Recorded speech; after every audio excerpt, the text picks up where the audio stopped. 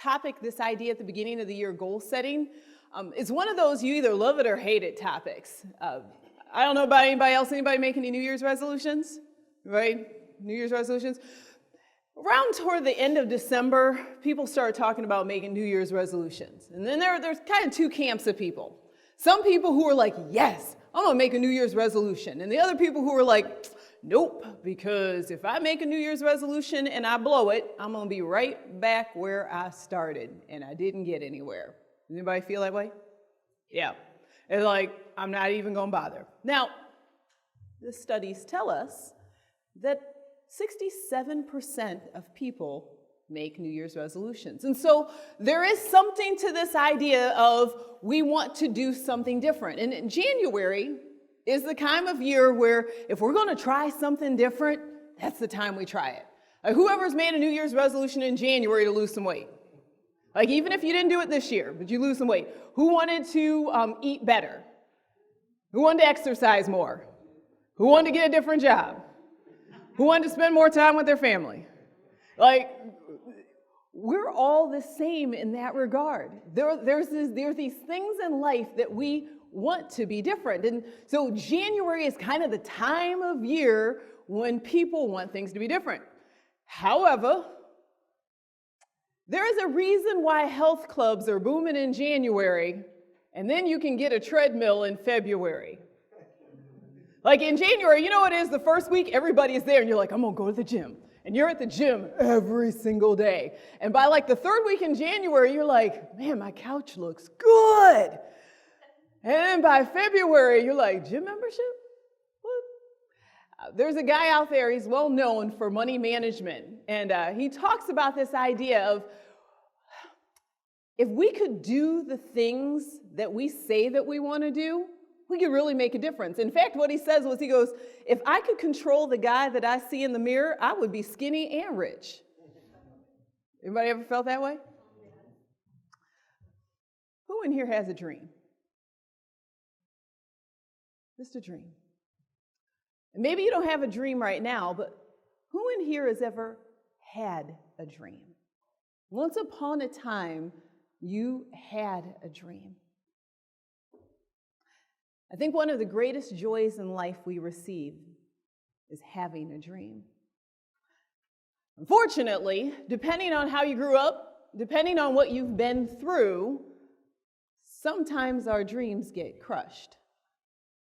Maybe it was a teacher who told you that you'd never amount to anything, or someone in your family told you, we don't do that.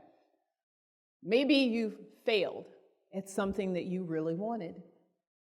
And so we begin to ask ourselves whether or not it matters for us to dream about anything. If we don't dream about anything, then having a goal doesn't make any sense. And so for the first little bit of this, I'm going to ask you to think about what a dream could be. It doesn't have to be a huge dream. It doesn't have to be about owning a house on a certain type of town. It doesn't have to be something that's a high dollar thing. Maybe your dream is just to have dinner with your loved ones on Sunday. Maybe your dream is just as simple as getting to work on time each day. But it starts first with just a dream. Would you pray with me as we get started? God, your word says that where there is no vision, your people perish. God, where there is no path, no direction for us to follow you, we will always get lost.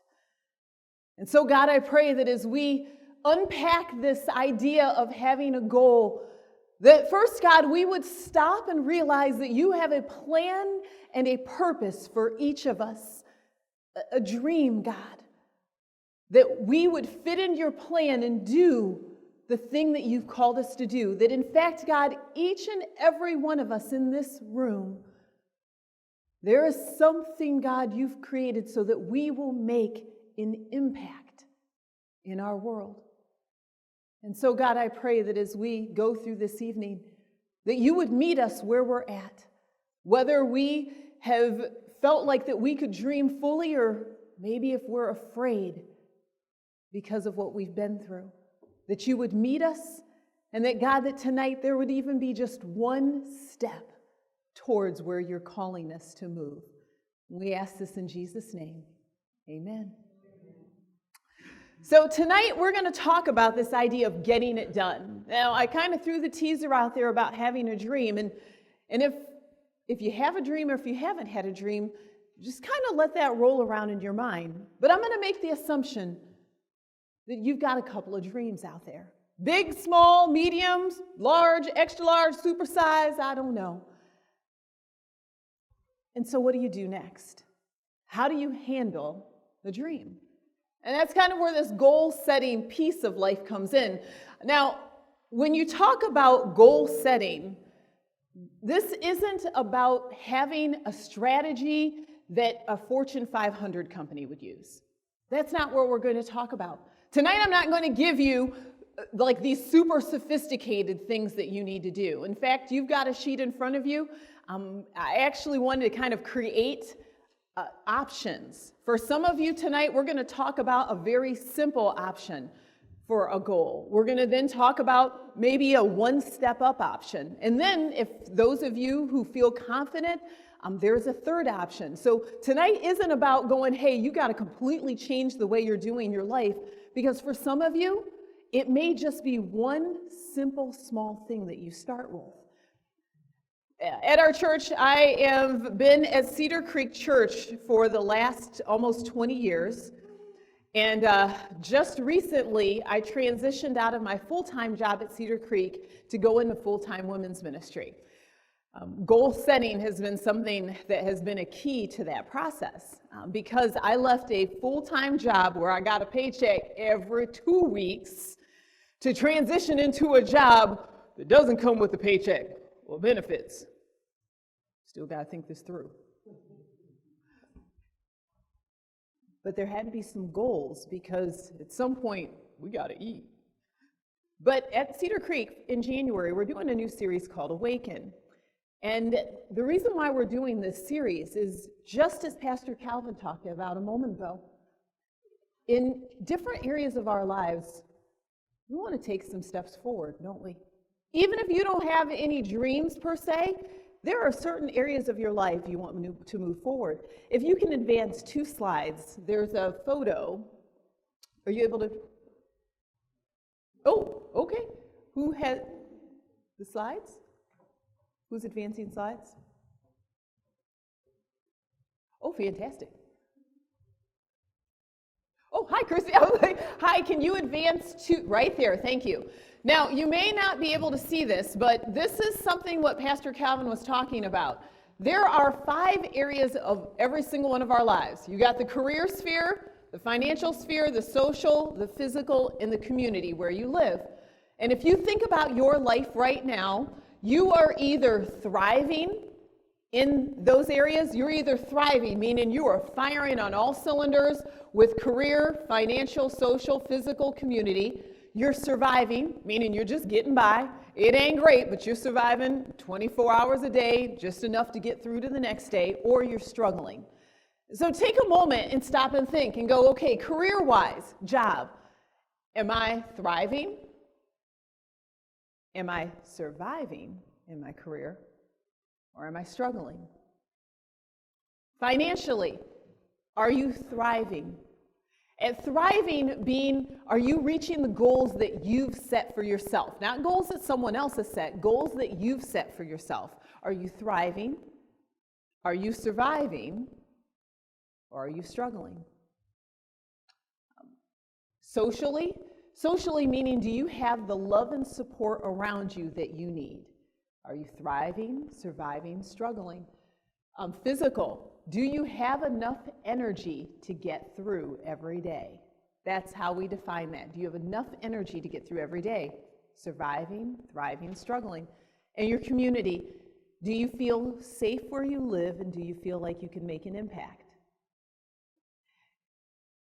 The reason why I want to point this out is because when we think about goals, usually our goals are going to come or surround themselves with one of those 5 areas. Now, the Gallup organization wrote this book called Well-Being, and they did a survey, and that survey basically encompassed 98% of the population. And they discovered something very important, that only 7% of people on our planet, 7%, are thriving in all 5 of these areas.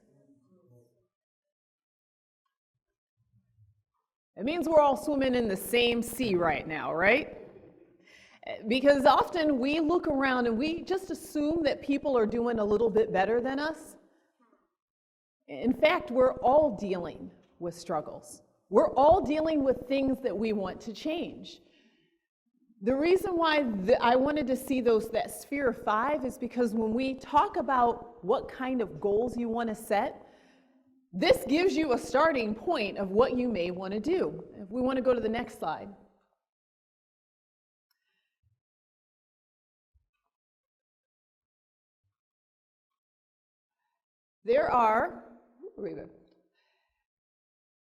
The issue that we run up against, though, when it comes to goal setting, is that there are tensions. Do you have that rubber band? Does everyone have a rubber band? Yes? Except I do not have a rubber band. I forgot to grab one. Okay, I was waiting for somebody to say that. I'm going to hand these rubber bands out and somebody's going to be like, hey. So fun fact, I love using these rubber bands. I can't shoot a rubber band to save my life. However, grab your rubber band and just kind of hold it up like this. If you don't have a rubber band, somebody around you does. Now, this rubber band like this, can it hold on to anything? It cannot hold onto a thing in its natural state. And in fact, rubber bands aren't all that exciting if this is all it is. Now, put your thumb in your rubber band, and please be careful and don't shoot it at the person next to you. So put your thumbs in it and stretch it a little bit. Rubber bands are built to stretch. And why does a rubber band stretch? So that it can fit around and capture something. That's why rubber bands stretch. We put rubber bands around hair, we'll put around a pack of papers, we'll put a rubber band, we'll stretch it so that we can put it around and capture something. When we talk about the tension of goal setting, in many ways we're like this rubber band. If nothing is happening, we're not all that useful, are we? Right? But we have to apply a little tension so that we can stretch and capture the goal. This illustration is important, especially for those of us who love life to be quiet and comfortable. We like it when life is simple and easy. But there is always something deep in our heart that kind of pokes at us a little bit, because God created us to want more. Not to want more for our own reasons or our own purposes, but it's because He has a plan and purpose for each of us, and that we've all been given gifts and skills and talents. And He also gives us space to pursue our goals and dreams. And so this tension on this rubber band represents the fact that we're going to have to stretch a little. And sometimes when a rubber band stretches a little much and you're not sure it's going to break, it gets a little scarier, right? The more you stretch, the scarier it gets. This is a metaphor for what my life has felt like the last couple of months. I have been stretched beyond what I thought that I could stretch, and I'll tell you a little bit more about that. But when we talk about the tension of making progress, there are 2 sides to making progress that we've got to kind of battle against, because whichever side is pulling the strongest, that's the direction we're going to go. What's the first set tension? It's on your screen. The very first tension of making progress is trying to balance whether or not we're going to have a resolution or a goal. Now, we talked about New Year's resolutions. Resolutions, it's a strong decision to do something. It's a decision, I want to do that.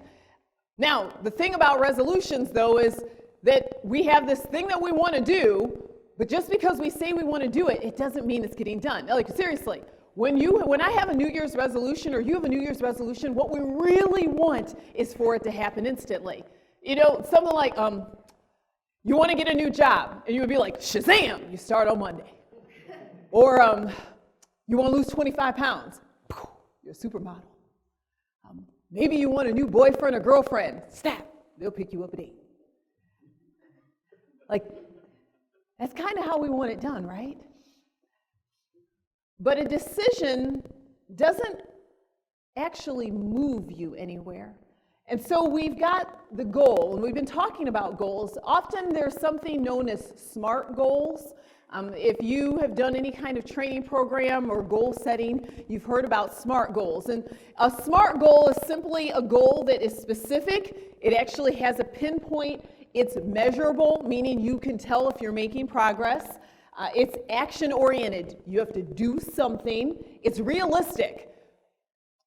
As awesome as it is to have a goal to go to the moon, right now that's not super realistic. It's a goal, but it's not realistic. So they have to be realistic and then time-based. A goal should have a start and an end. So we have this tension between a resolution, I really want to get a new job, and a goal.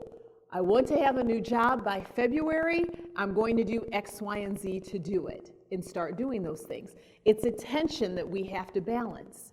There's another tension if we want to advance, another tension. And these tensions I'm explaining to you, you might be able to find yourself into where some of those tensions are at. Because if you've got a resolution and it hasn't gone anywhere, that may be why you don't want to do resolutions. Maybe you've had goals, but the goals weren't clearly identified, and so that's why we want to unpack these tensions before we move into what we're going to do about them. The next tension is intention versus action. An intention is an idea. We all have good intentions. I have good intentions not to eat cookies. I love cookies. If I go to Kroger, they have these private selection cookies. Oh, some of y'all know what I'm talking about. Who knows about the box of private selection cookies? Okay, so these cookies, it's a box. There's 6 cookies in the box. And it's like $5 for this box of cookies. These cookies are wrong. But they have this white chocolate macadamia nut cookie, and then they have the chocolate turtle pecan cookie. Yes, Lord. And there's 6 of them in there. I don't buy those cookies anymore. Why? Because my intention is to buy them and eat 1 cookie a day. Ask me how many times I've eaten the whole box in one day. Every time. The problem with eating the whole box of cookies every day is that each cookie has like 600 calories in it.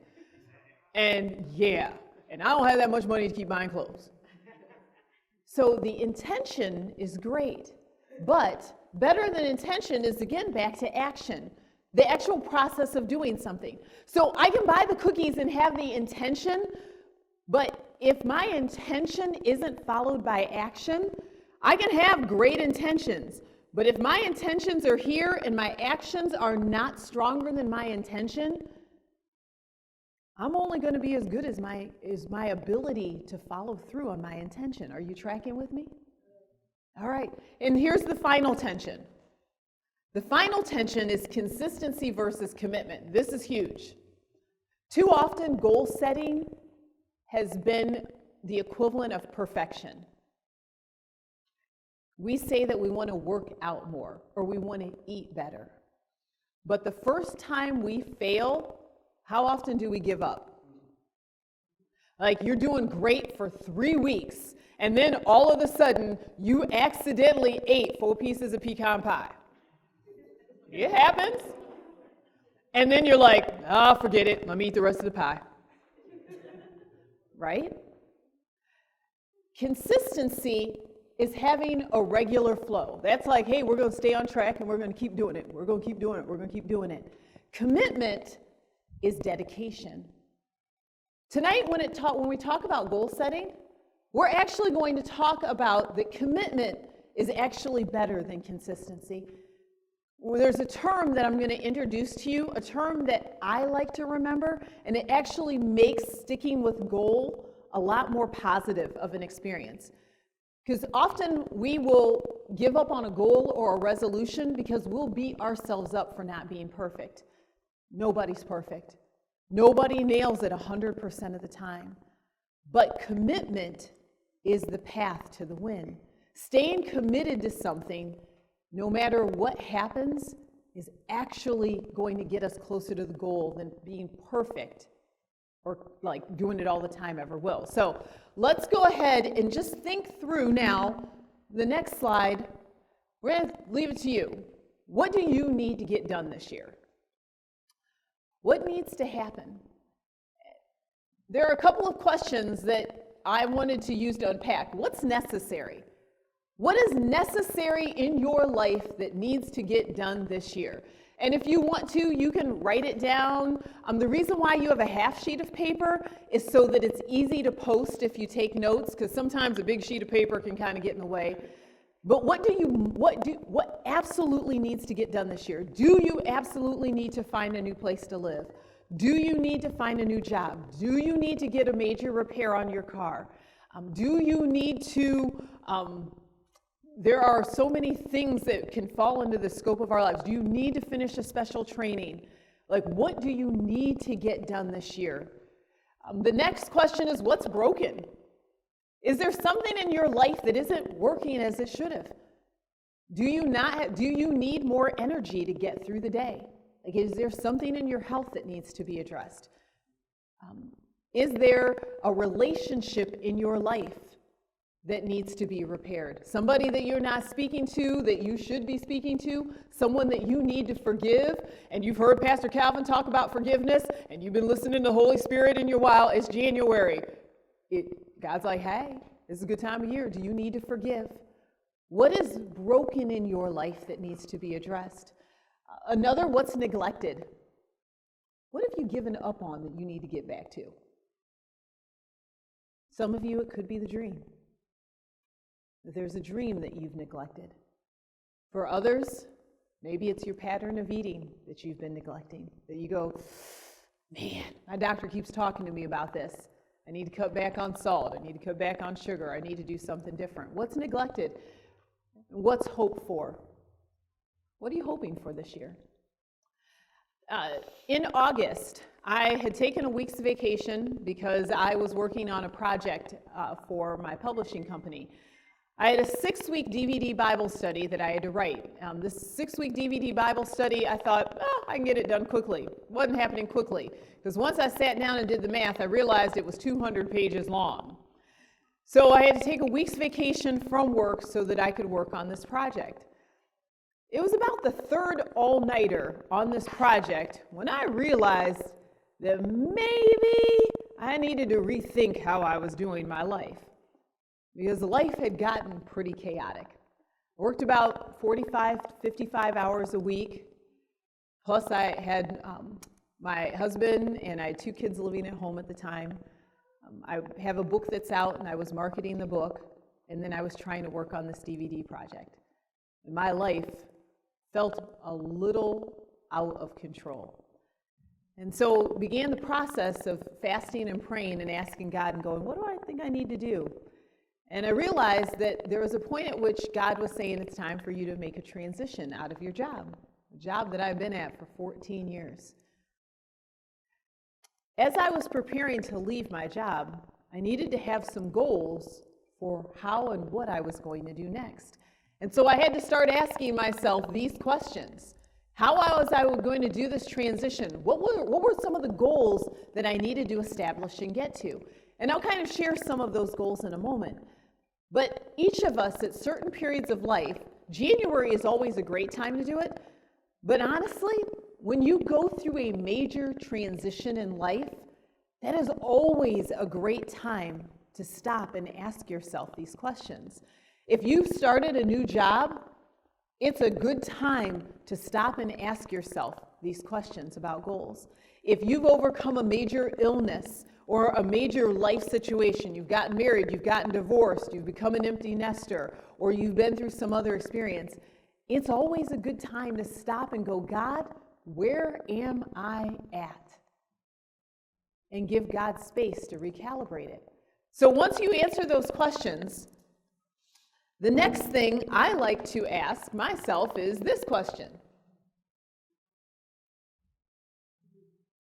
When's the last time you stopped doing something?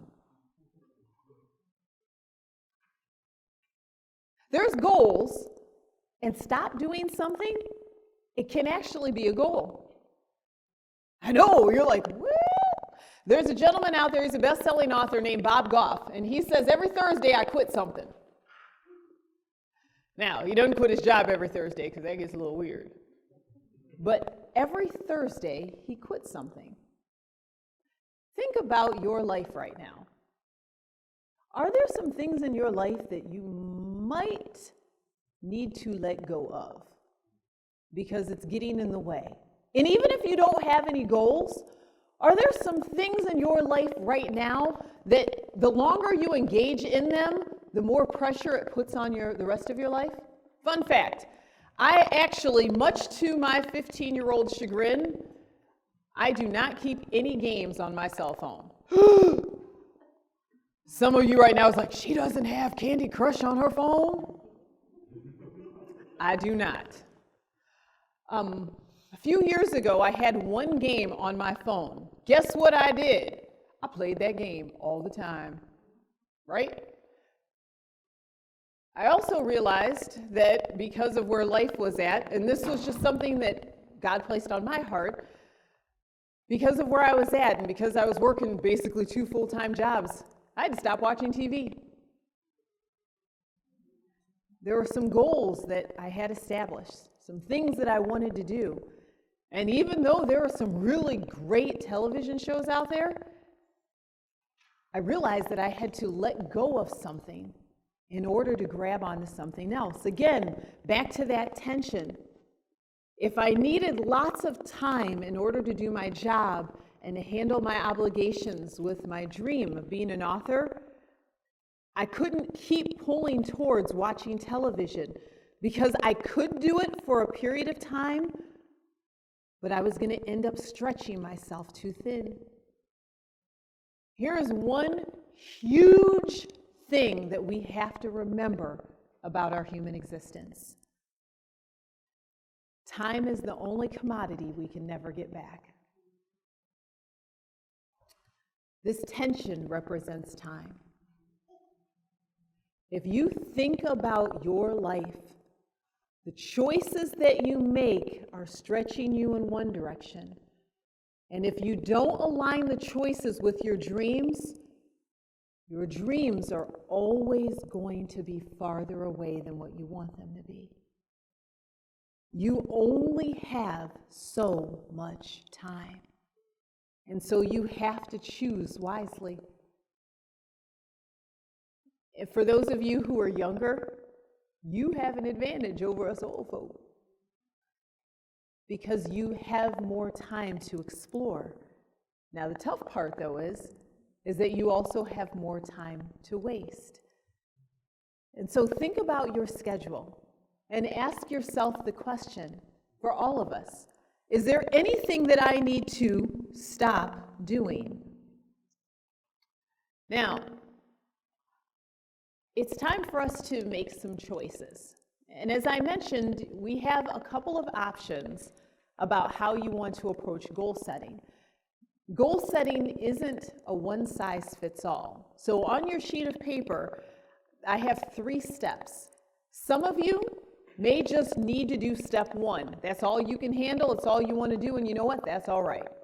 Some of you may be able to handle steps 1 and 2. And then some of you may be equipped or ready to do steps 1, 2, and 3. But I think this evening that each of these steps, that all of us can pick at least one that we can apply to our lives. So the very first step, step 1 is this. Eat the ugly frog first. Who likes to eat frogs? Wow, okay. So last week I was on a cruise. Last Tuesday, I was on a cruise boat. It's cold in Ohio. This was a cruise with my publishing company. They had an onboard women's conference, and so the best part about this cruise was I didn't have to pay for it. So my 15-year-old daughter came with me. I did have to pay for her. So she came with me, and my 15-year-old daughter, I have two older daughters who are 23 and 20. My oldest daughter is a lieutenant in the U.S. Army. She's in South Korea. And then my 20-year-old, she lives up the street from us. Yeah. But my older two daughters are very picky eaters. My 15-year-old, she's got some adventure to her. So we were sitting at the table, and other ladies in my publishing company were sitting there, and dinner came, and all of a sudden this plate was slid in front of my 15-year-old who had ordered on her own. And I looked over and I was like, "What is that?" And she said, "Frog legs." It looked like fried chicken. Honest to goodness. She said it did taste a little like chicken. I don't know. But there is a principle called eat the ugly frog first. Now, this principle was actually taken from a book written by a gentleman, but what it means is no one likes to eat frogs. And if you've ever seen a frog up front, they're kind of ugly. But the principle is do the hardest thing of the day first thing in the morning. Are you tracking with me? What happens when you procrastinate the hard thing that you have to do on a day? It's in the back of your mind. What else? Never gets done. What else? Doesn't it drag on you? Like all day long, you're like, "Oh, I have to do that. I have to do that. I have to do that." I know this sounds petty, but the ceiling fans at my house are bad. I don't remember the last time I wiped them down. And every time I walk into the room, I go. And the one in my bedroom, when I go to bed at night, when I wake up in the morning, and I knew I was giving this talk, I was supposed to clean the ceiling fans today before I gave this talk so that I could use it and go, and this morning, the first thing I did was clean my ceiling fans. Nope, still dirty. And guess what? That's just in the back of my mind.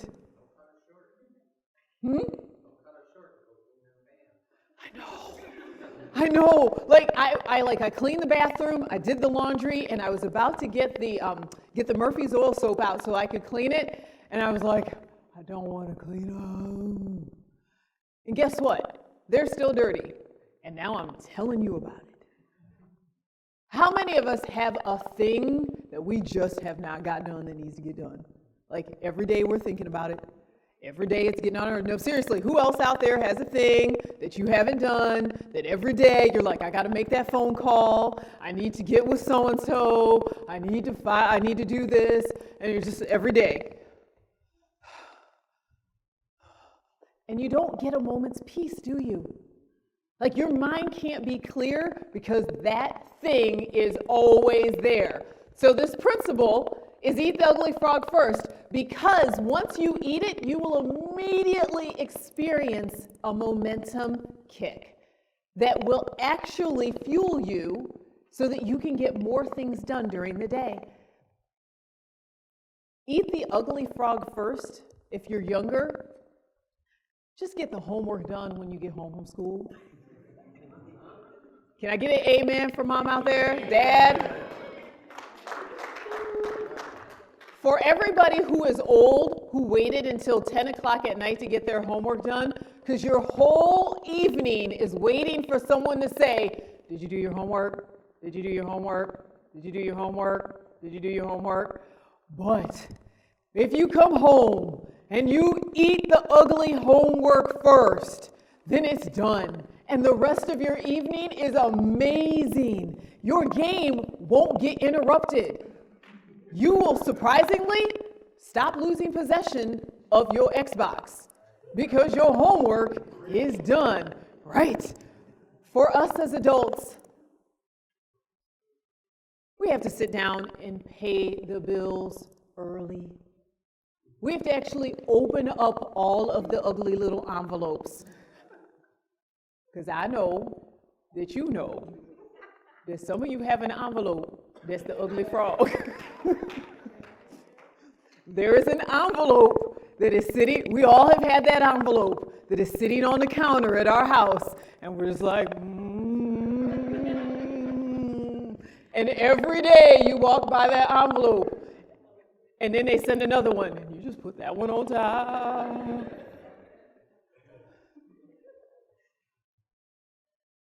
Open the envelope tomorrow morning. Get it out of the way. Yes, it's going to be bad. You're going to shed some tears.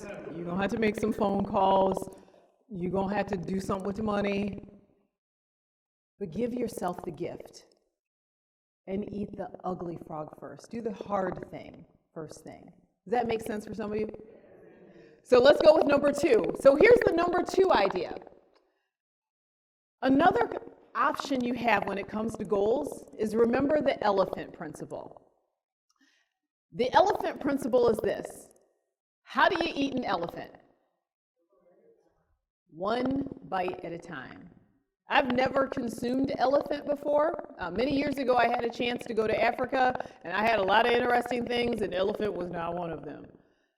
But there are some very large tasks in life that if we don't break them down into smaller tasks, we will get overwhelmed, and we will give up. In January 2013, I'd been praying about writing a book for several years, and in January of 2013, I finally had a topic to write a book, except for I had never published a book before. And the thought of walking, this idea of I want to publish a book, it just didn't make any sense. It was just too big of a task.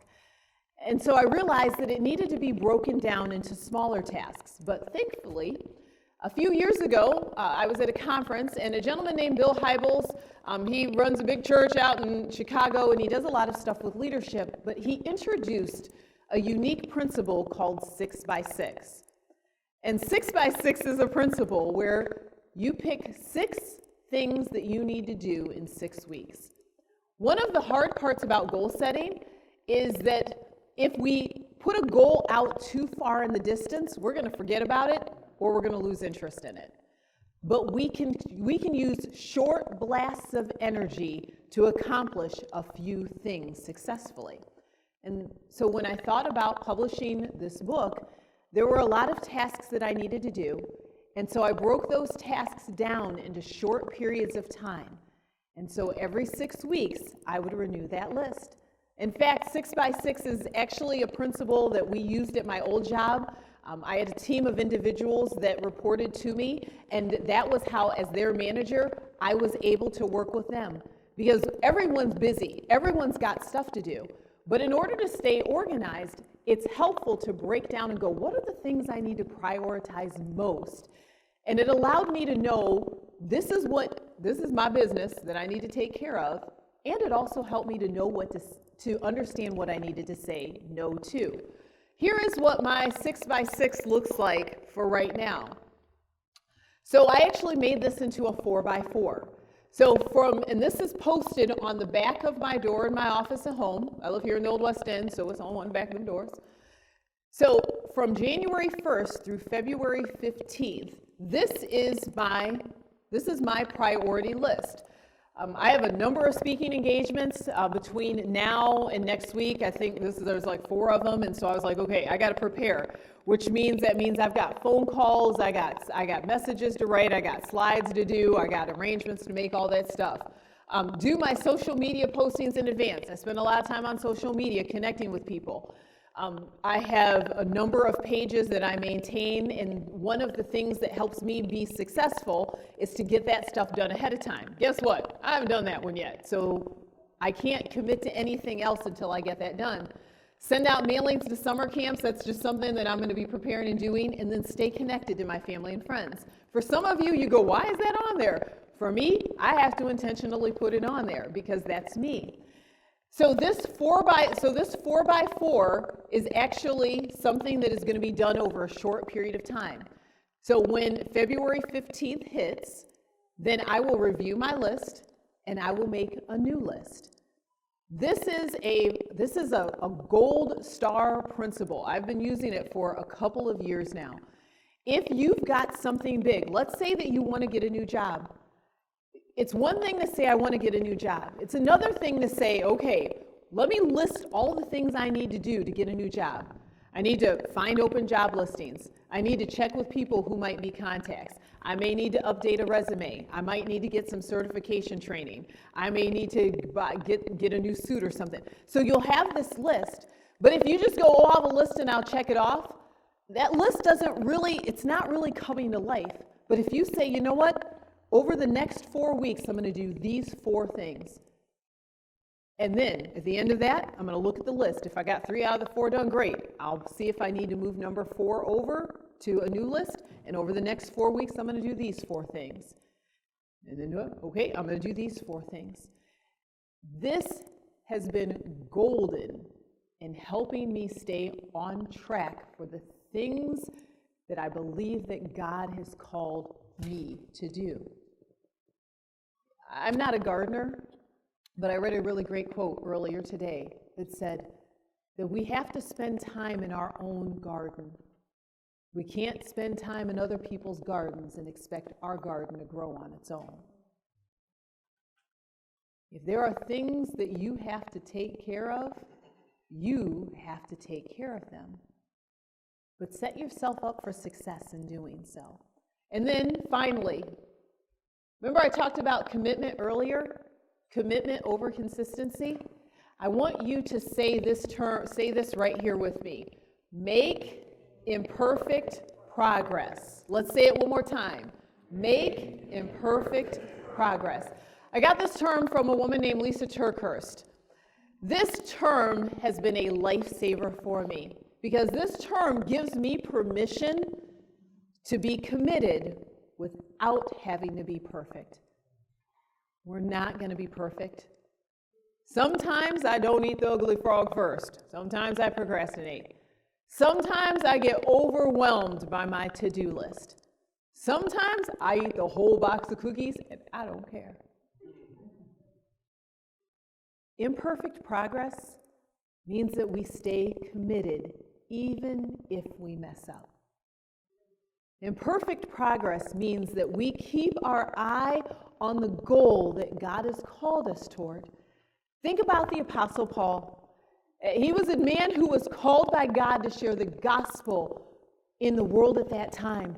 And he was in prison, he was shipwrecked, he was beaten. Like there were a lot of things that would got him off track. He is just trying to go and preach the gospel. He is just trying to go and reach people and share with them the message of Jesus Christ. And there would be things that would get him off track. And so he would go, okay, that just happened. All right. And he just kept going. What would have happened if the Apostle Paul, the first time he got beat, he'd been like, I'm out. God's like, you've been called to do this. Yeah, no. Imperfect progress means that you set the goal and you stay committed, even if you fall down a couple of times, even if there are some setbacks, even if you got to make a few detours over time. Stick with the goal. This is the final verse I want to leave you with. This is Philippians 1:6, and this is Paul speaking. He says, and I am certain that God, who began a good work within you, will continue his work until it is finally finished on the day when Christ Jesus returns. You are sitting here today. You are upright and breathing. And I don't know where you're at spiritually, but I do know this. That God has more for you and that he's put more in you. It doesn't matter what age or stage you are at in life, that God has more for you and he has put more in you. You've got to manage the tension. Managing the tension is up to you. You've got to manage the choices that you're going to make. You've got to manage what you are going to start doing and what you're going to stop doing. But I do know this, that if you put your life in God's hands, that He's going to work with you. He's not going to give up on you. If you fall down and you call out, He's going to pick you up. If you stumble, or if you get lost and you're not sure what to do when you call out, He's going to turn you around and put you back on the right path. You don't have to be anybody other than who God has created you to be for you to reach some of your goals and dreams that He has for you. You just have to be you. When I look in this room, I see individuals that have the opportunity to rock where we are at here in Toledo. Did you know that Toledo was voted to be the second most miserable city in the country? It was May 2nd, 2015. It was a poll from the Gallup organization. Now, I don't tell you that for us to feel bad about Toledo. I tell you that because that means that together, individually, we don't have to do a lot to make a difference. If we each take care of our business and we're about God's business, we can make a bump, just us in this room. If you think about how many people you know and how many of the people the person next to you knows, and if we stand up and we are better, it's going to impact the people around us. Just in this room, we can move something. But we have to, each of us, choose to do it. Thank you for letting me be here this evening. My hope is that of those three options, that each of you are going to choose one, and then let God lead you the rest of the way. What I hope and what I dream is that this time next year, that we will have shaken something on this side of town. This is my home as well. Like I said, I'm 2.5 minutes away from here. And so I have been in the Old West End for 17 years. I am invested in making our community better. And it starts with each of us having goals and stepping towards what God has called us to step towards. Thank you.